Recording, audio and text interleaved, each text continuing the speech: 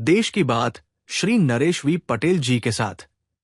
Special conversation by Bollywood actor stand up comedian B Ashish. Report Dhananjay Rajesh Gawde. Press photographer है जन कल्याण times news. Hello दोस्तों, मैं हूं आपका अपना stand up comedian actor B आशीष।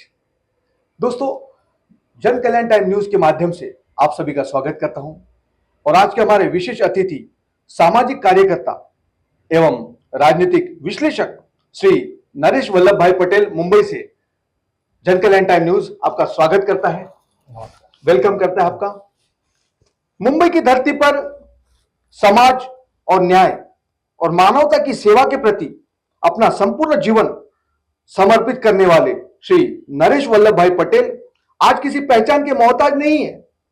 ये सिर्फ एक सोशल वर्कर या पॉलिटिकली एनालिस्ट ही नहीं, बल्कि समाज के उन लोगों की आवाज है जो कमजोर और मजबूर और न्याय से वंचित है।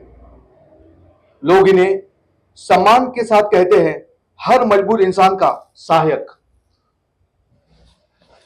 और यह सिर्फ एक नाम नहीं, बल्कि उनके संघर्ष, समर्पण और जज्बे की पहचान है। नरेश जी, हम आपका स्वागत करते हैं जन कल्याण टाइम न्यूज के माध्यम से, और हम ये चाहते हैं कि आप अपने बारे में कुछ बताएं हमें।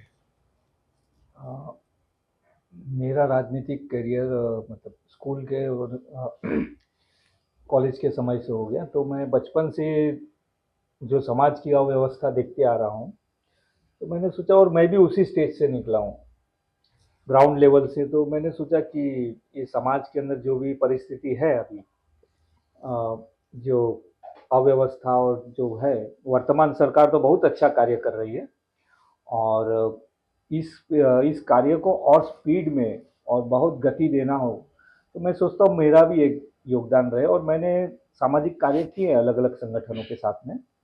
बहुत से संगठन हैं, जैसे पार्टी बीजेपी है, शिवसेना है, बजरंग दल है, विश्व हिंदू परिषद है, बहुत सारे संगठन हैं। और मेरे सभी पार्टियों में, कांग्रेस में भी हमारे मित्र हैं। और लेकिन मैंने राष्ट्र प्रेम की तरफ अपना दिशा मोड़ा हुआ है बचपन से। और मैं उस तरह के जो राष्ट्र के समर्पित जो कार्य है और जो राष्ट्र के प्रति जो न्योछावर लोग हैं, उनकी सहायता, उनका सहयोग, और वो किस तरह से आगे बढ़े। तो क्योंकि अभी आजकल आप देख रहे हैं बहुत से युवा लोग, और वो लोग भी अभी राजनीति में अपना योगदान दे रहे हैं, इंटरेस्ट ले रहे हैं। क्योंकि इसके पहले कहा जाता था पॉलिटिक्स को डर्टी पॉलिटिक्स, परंतु अब एजुकेटेड लोग भी उसमें आ रहे हैं। और देखो, अब हमारे जो वर्तमान प्रधानमंत्री है, वो कितने मतलब गरीब गरीब तबके से आए। पहले तो ऐसे सोचते थे कि राजनीतिक व्यक्ति है तो उसके पास बहुत बड़ा संगठन होना चाहिए, बाहुबल होना चाहिए, धन होना चाहिए। लेकिन अब जो है, साधारण व्यक्ति भी बन सकता है। तो हमारा जो विश्व में हमारा देश का नाम हो और ये समस्याओं का निराकरण हो, तो मैं उस दिशा में सोच रहा हूँ। और मुझे लगता है कि राजनीति की एक माध्यम है जिससे सब ये इन सब चीज़ों का समाधान हो सकता है। जैसे मेडिकल सिस्टम हो गया, और इंफ्रास्ट्रक्चर हो गया, और एजुकेशन हो गया, और एग्रीकल्चर हो गया, और बहुत सी सारी समस्याएं लोगों की। तो वो समस्या, जैसे जुडिशियल सिस्टम हो गया, वो सब हम लोग इसमें योगदान देके, और मुझे मेरा अनुभव है उस तरह से, मैं चाहता हूँ कि लोगों को मेरा अनुभव काम में आए, और मैं लोगों को मेरे तरफ से क्या होता है वो सहायता करने की प्रयास करता हूँ। Very good. नरेश जी, हम आपसे एक बात जानना चाहेंगे, आप ये चीजों का कैसे अनुमान लगा देते हैं कि कोई भी नेता कभी भी चुन के आता है? आप ये कैसे अनुमान लगा देते हैं? कहीं आप कोई भविष्यवक्ता तो नहीं? नहीं जी, मैं कोई भविष्यवक्ता नहीं हूँ। ये एक मेरा तरीका है अनुमान लगाने का। तो मैं उस तरह से वो स्ट्रेटेजी बना के मैं अनुमान लगाता हूँ, और मैं सोचता हूँ कि क्या करना है, किस तरह से होना हो, उनको मैं उस तरह से मदद भी करता हूँ। अच्छा। डायरेक्ट इनडायरेक्टली, मतलब जैसे ये मेरा कम से कम 15 साल का अनुभव है। तो हमारे मुंबई के एमपी थे पहले, गजानन कीर्तिकर, उनके इलेक्शन के पहले भी 2014 में उनसे मिला था और उनसे चर्चा हुई थी। प्लस हमारे इधर राजू पेडनेकर साहब है, उनके बारे में भी कहा था, जो फर्स्ट टाइम वो इलेक्शन जीते थे। मतलब इलेक्शन का जो उनका रिजल्ट हुआ था बाद में, चंगेज मुल्तानी के बाद में, तो मैंने कहा था कि मतलब एक जजमेंट होता है अपना। और जैसे अभी लोकसभा का इलेक्शन हुआ, तो यूपी के इलेक्शन के बारे में मैंने कहा था कि भाई इस तरह से होने वाला है। तो सटीक तरीके से वैसे ही हुआ। तो एक अनुमान रहता है, जैसे जयपुर ग्रामीण के सांसद है राव राजेंद्र, उनके बारे में भी मैंने कहा था। अच्छा। हाँ। और मुंबई के रविंद्र वायकर साहब हैं, अच्छा। हाँ हाँ। उनके बारे में भी कहा था। वहाँ अपने भाजपा के मित्र हैं, उनकी पार्टी के भी एक अपने मित्र हैं, रविंद्र वायकर जी की पार्टी है। फिर पीयूष गोयल जी के बारे में मैंने कहा था।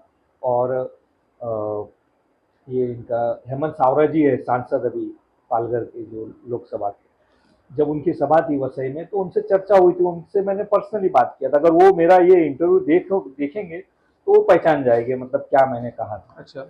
और फिर जैसे विधानसभा का था मुंबई का इलेक्शन, तो उसमें मैंने कहा था कि मेरे एक मित्र है भाजपा के, बहुत करीबी मित्र है, उन्होंने पूछा था जैसे मुर्जी पटेल के बारे में, और अमित साटम के बारे में, और विद्या ठाकुर के बारे में। मैं बोले तीनों जीत जाएंगे।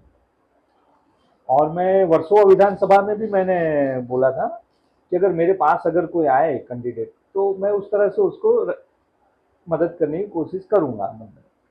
और अभी बहुत नज़दीक में मुंबई महानगर पालिका का जो इलेक्शन है, तो उसमें एक स्ट्रेटेजी होती है, वो स्ट्रेटेजी मुझे पता होती है किस तरह से होता है। तो ये कोई भविष्य वक्ता प्रकार का कोई चीज नहीं है, ना कोई भविष्यवक्ता का, ना कोई साइंटिस्ट का। नहीं, इसका एक अनुभव होता है। वो अच्छा। एक ट्रिक होती है। तो अभी जैसा बिहार इलेक्शन है, तो उसका मैंने जैसे 8 बजे रिजल्ट लगता है, तो 7 साढ़े 7 बजे ही मैंने अनुमान कर दिया था सुबह, जब जिस दिन रिजल्ट रहता है। मैंने हमारे मित्र को जो है उनको बता दिया था कि जो भी है उसका, जैसे हमारे हिंदुस्तान में अगर इंसान को कहीं भी जाना हो, हाँ, हमारे हिंदुस्तान में कहीं पे भी जाना हो गाड़ी से, अगर हमें लोकेशन नहीं मिल रहा है तो हम वो लोकेशन को टाइप करते हैं, हाँ, तब हमें वो लोकेशन मिल जाता है कि यहाँ से यहाँ जाओ, यहाँ से यहाँ गूगल जाओ। पे, हाँ। उस लोकेशन वाला जो ट्रैक होता है तो हमें मिल जाता है वो कि यहाँ, अरे हाँ पहुंच गए हम लोग। तो जैसे लोकेशन वाला है, तो मतलब हमें कोई चीज के लिए हमें लोकेशन टाइप करना पड़ता है कि पहुंचना है तो कहीं, तो ये एक अलग ही है। और मुझे लगता है वैसे आप भी एक मतलब इसके आपको पहले पता चल जाता है कि मतलब ये होने वाला है। ये प्रिडिक्शन का एक तरीका होता है, अलग अलग तरीका होता है। जैसे इसका एक तरीका, वो मेरा पर्सनल मतलब नॉलेज है, वो मैं बता नहीं सकता हूँ किसी को। और इसमें कोई बहुत सारा वो नहीं है कि, क्योंकि इसमें तो बहुत से लोग हैं, कोई ज्योतिष है, कोई ये है वो है, कोई है प्रिडिक्टर है, कोई राजनीतिक है, कोई पत्रकार लोग है, तो सब करते हैं, वो सबका अलग अलग तरीका है। तो मेरा एक अलग तरीका है, तो उस तरीके से मैं ये कहता हूँ। नरेश जी, और भी आपने किन किन नेताओं का और किन किन बिजनेसमैन का आपने अनुमान लगाया है, जरा हमें दर्शकों को बताएंगे।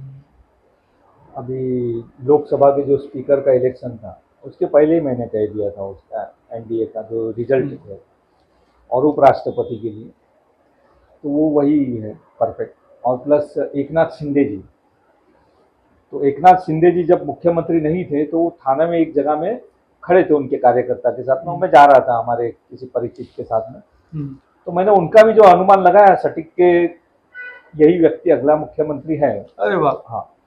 और इवन ट्रम्प के बारे में भी मैं पॉलिटिशियन के साथ में बैठा था, तो वो कमला हैरिस का बोल रहे थे, तो मैंने ट्रम्प का ही अनुमान लगाया था। और इवन ये अडानी के जो शेयर्स गिर गए थे, अडानी को जो लॉस हुआ था, अडानी और एलन मस्क, तो मैं बोला कि ये तुरंत ये थोड़े दिन में सर्वाइव कर लेंगे और स्टेबल हो जाएंगे। तो ये अनुमान मैंने किया है। तो वो है, लोग है जिनको मैंने बताया है। तो एक मैं उस तरीके की बात करते रहता हूँ, मतलब उस तरह का हमारा एक स्ट्रेटेजी और प्लान रहता है कि किस तरह से होना चाहिए। नरेश जी, धन्यवाद। आपने हमारे दर्शकों को राजनेताओं के बारे में और बिजनेसमैन के बारे में जो जानकारी दी और जो बताया है, उसके लिए जन कल्याण टाइम न्यूज आपका तहे दिल से शुक्रिया अदा करता है और आपका आभारी है। जय हिंद, जय भारत। धन्यवाद।